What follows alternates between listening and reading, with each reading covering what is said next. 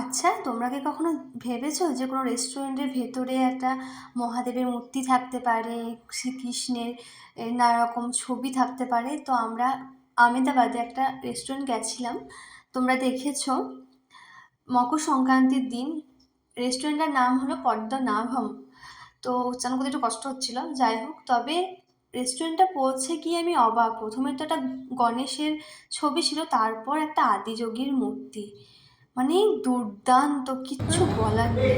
ভীষণই সুন্দর, মানে ভীষণ সুন্দর। হর হর মহাদেব, বাহ! ভাল লাগলো। ফার্স্ট টাইম কোনো রেস্টুরেন্টে এমনি একটা মহাদেবের মানে আদিযোগীর মূর্তি দেখলাম। ফার্স্ট টাইম ভীষণ সুন্দর লাগলো। ভীষণ সুন্দর, মানে এটা আমি ভাবতেও পারছি না। অবশ্য ভেজ, এটা ভেজ রেস্টুরেন্ট, বাট সত্যিই সুন্দর। তা হলেও যে এত সুন্দর একটা মহাদেবের মূর্তি, আমার তো মন ছুঁয়ে গেছে। তারপর দেখলে জগন্নাথ, শ্রী চৈতন্যদেব, তারপর কৃষ্ণের একটা ছবি রয়েছে, এই যে দেখো কত সুন্দর। আর সামনে দেখো পুরোটাই একদম মানে আমাদের ধর্মকে এখানে হাতে করে তুলে ধরা হয়েছে। আমরা এখানে একটা ধোসা খেয়েছিলাম। রেস্টুরেন্টের খাবারটাও ভীষণ ভালো ছিল, আর রেস্টুরেন্টটাও খুব সুন্দর ছিল।